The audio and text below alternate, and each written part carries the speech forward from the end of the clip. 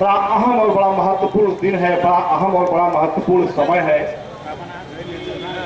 आने वाली 7 मार्च को हमें अपने बच्चों के भविष्य के बेहतर बनाने के लिए हमें वोट करना है।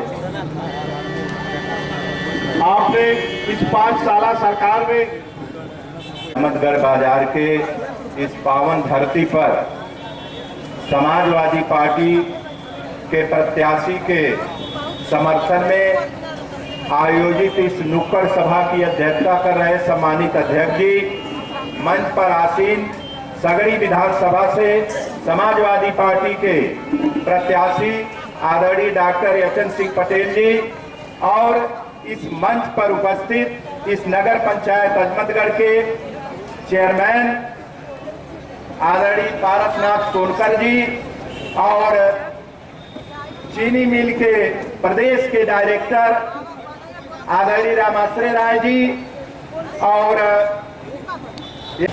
चेयरमैन तो बना दिया,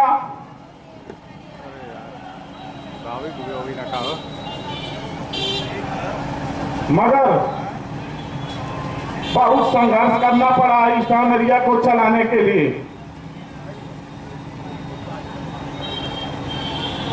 मुझे भाजपा के लोग बहुत दबाव बनाए कि भाजपा ज्वाइन कर लो। मैं चाहता तो निर्दल चुनाव जीता था, मैं भाजपा ज्वाइन करके मलाई काटता, एक भी जांचें नहीं होती, एक भी फर्जी मुकदमे नहीं होती। मगर जैसे नगर पंचायत के लोग मुझे यहाँ का मुखिया चुना, सम्मान दिया, मैं अहमदगढ़ को कभी नहीं भूलूंगा। मैं अहमदगढ़ का रीढ़ी हूं।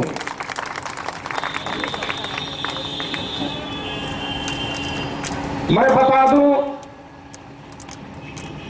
हमारी माताएं बैठी हैं, नगर पंचायत के लोग जैसे मुझे नगर पंचायत के चुनाव में सम्मान, बीच में साड़ आ गया।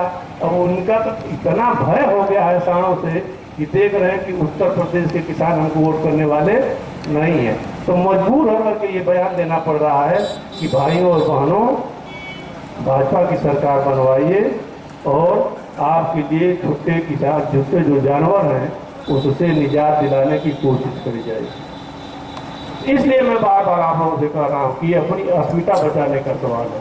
मैं थोड़ा सा विषयांतर हो गया। मैं बात कर रहा था बाबा साहब भीमराव अम्बेडकर द्वारा दिए हुए संविधान की। यदि संविधान से छेड़छाड़ की गई तो हमारे जो दलित हैं, ओबीसी के लोग हैं, इनको शिक्षा से वंचित कर दिया जाएगा।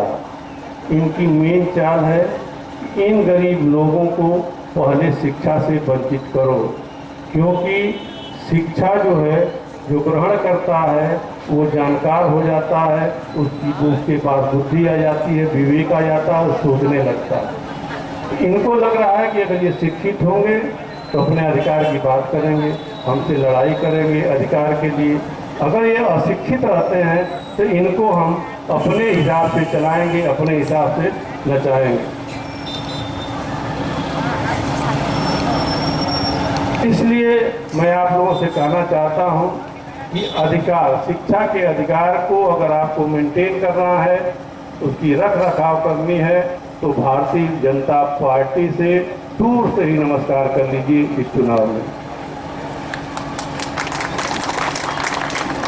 तीसरी चीज जो भी मार साहब कह रहे थे कि ये गरीबी नहीं मिटाना चाहते, ये चाहते हैं कि गरीबों को ही समाप्त कर दो, गरीबी अपने आप समाप्त हो जाएगी। तो मैं आप लोगों से आग्रह करता हूं, निवेदन करता हूं कि आप लोग सांड जो छोड़े हैं, जिनकी वजह से सांड हमारे खेत में आए हैं, हमारा नुकसान पहुंचा रहे हैं, इस चुनाव में उन्हीं लोगों को समाप्त कर दो, सांड अपने आप समाप्त हो जाए। अब आते हैं, जब इनको कोई मुद्दा नहीं मिलता है तो ये समाज को हिंदू और मुस्लिम में बांटना चाहते हैं। तो इसलिए मैं हिंदू बंधुओं से मुस्लिम बंधुओं से निवेदन करता हूँ, प्रार्थना करता हूँ, आग्रह करता हूँ कि आप इनके झांसे में न पड़ना, आपसी सामंजस्य बना करके गंगा जमुना जो तहजीब है उसको आप लोग मेंटेन किए रहें। ये हमसे बात करते हैं कि हमने बहुत सारा विकास किया, विकास के मुद्दे पे हम चुनाव लड़ रहे हैं। और ये क्या विकास किए 5 साल 7 साल में, अगर आप किसी को मालूम हो कि ये विकास हुआ है तो एक विकास का आप नाम हमें बता दो। चिकित्सा ध्वस्त इसलिए मैं कह रहा हूँ कि जो महामारी आई थी, ठीक है महामारी में मृत्यु होती है, लेकिन ये मिसमैनेजमेंट की वजह से ये इतनी मृत्यु हुई कि जिस गंगा माँ को मोदी जी साफ करने चले थे वही गंगा माँ पूरी लाशों से पट गई। ये बात करते हैं लॉ एंड ऑर्डर की, यानी कानून व्यवस्था की। हमको आप बताइए कि अगर कानून व्यवस्था इतना ही मजबूत होती तो कौन सी जरूरत थी हाथरस में बिटिया जो थी नाबालिग छात्रा के साथ बलात्कार हुआ और उस बिटिया को रात में 12 बजे तेज छिड़क के पुलिस वालों ने जला दिया। ये इनकी कानून व्यवस्था है। ये इनकी कानून व्यवस्था है कि लखीमपुर खीरी में किसान धरने पे बैठे थे और गाड़ी उनके ऊपर चढ़ा करके एक मंत्री के बेटे ने 7 किसानों की हत्या कर दी। ये इनकी कानून व्यवस्था है। ये इनकी कानून व्यवस्था है कि पंचायत चुनाव में किसी दूसरे दल यानी भाजपा के अलावा दूसरे दल की एक महिला पर्चा भरने जा रही थी, उसका पर्चा छीन लिया गया, उसकी साड़ी खींच ली गई। ये इनकी कानून व्यवस्था है। गोरखपुर में के एक होटल में कानपुर के एक व्यवसायी लड़के यानी गुप्ता की हत्या कर दी जाती है पुलिस द्वारा। ये इनकी कानून व्यवस्था है। इसलिए भाइयों मैं आपसे आग्रह करूंगा, निवेदन करूंगा, प्रार्थना करूंगा कि इनके झांसे में कतई नहीं पड़ना। ये आपको 5 किलो राशन देते हैं और आपको भरमा लेते हैं। 5 किलो राशन चाहे दुकानी पे जाकर उन्होंने पूछ लो कि 5 किलो राशन चाहे वो गेहूँ हो चाहे चावल हो, 100 रुपया में आ जाइए। 100 रुपया दे के वाहवाही लुटता ना, हम आप होकर चक्कर में फंस जाते हैं। तो उसे लेट करना ईट लेते हैं, सरसों के तेल तो पूरा दोनों ईट लेते हैं। भाई सरसों का तेल 1 लीटर अगर आप ले रहे हैं तो 100 रुपया देना, 200 सरसों का तेल लेना, 100 रुपया का फायदा कमा लेना होगा। ये खोपड़ी है गुजरात की। दूसरी चीज़ कि जो गैस सिलेंडर है, गैस सिलेंडर तो लगभग सबके फ्री में मिल गई हुई, लेकिन को जानी हो के लोग यूज करत है। तो मैं पूछ लो भैया, कम से कम 3/4 गैस सिलेंडर वैसे का वैसे रखा है। महंगाई के कारण गैस सिलेंडर 1000 रुपये का हो गया है, कोई भरा नहीं पा रहा है, इसलिए मजबूरन फिर लकड़ी और कंडे पे हमको खाना बनाना पड़ रहा है। तो 600 रुपया इसमें कमा ले रहे हैं, दे रहे हैं 100 रुपया, 700 हमसे कमा ले रहे हैं। तो इसलिए मैं आप लोगों से आग्रह कर रहा हूँ कि इनसे हाय तौबा करिए, दूर से ही प्रणाम करिए। अब हमारे माननीय मुख्यमंत्री जी ने अपने वचन पत्र में कुछ दिया है। भाई 2 मिनट बचा पर 2 मिनट में खत्म। वचन पत्र में दिए हैं कि अगर हमारी सरकार बनती है तो किसानों के लिए 5 चीज़ें मैं गिना रहा हूँ। नंबर 1, 300 यूनिट बिजली फ्री देंगे प्रति महीने, यानी 2100 रुपये प्रति महीने फ्री देंगे। साल में 25,200 रुपये फ्री देंगे। किसानों को जो ब्याज मिलेगा बैंक से, ब्याज किसान जो ऋण लेगा उस पर, और किसान जो लोन लेगा उस पर ब्याज नहीं लगेगा। तीसरी चीज़ है कि किसान की जो फसल होगी वो MSP पे यानी सरकार द्वारा निर्धारित मूल्य पे ही खरीदी जाएगी। चौथी चीज़ है कि किसान की सिंचाई बिल्कुल मुफ्त होगी। 5वीं चीज़ है कि छोटे किसान जो हैं बेचारे गरीब हैं, नहीं खरीद पाते खाद हो, तो उनको साल में 2 बोरी डाई और 5 बोरी यूरिया सरकार देने का काम करेगी। अब आते हैं महिलाओं को। महिलाओं के लिए भी 5 चीज़ उन्होंने किया है। अगर एक बिटिया इंटर पास कर जाती है तो उसको एक मुफ्त कन्या विद्याधन के मार्फत 36,000 रुपये देगी सरकार।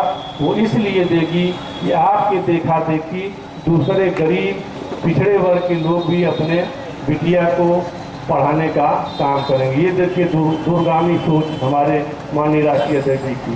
दूसरी है कि अगर बालिकाएं स्कूल में पढ़ती हैं, विश्वविद्यालय में पढ़ती हैं, तो उसमें बसें चलाने का काम सरकार।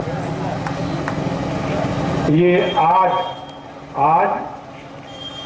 हमारे राष्ट्रीय अध्यक्ष जी ने घोषणा करी है कि पहले ये 55 लाख महिलाओं को मिलता था, वो बढ़ा करके 1 करोड़ महिलाओं को ये पेंशन देने के वादा सरकार कर रही है। और ये तो हो गई सरकार की बात, और हम अपनों बच्चिया कुछ कह नहीं। कहीं खड़ा हो जा, हाँ खड़ा होता।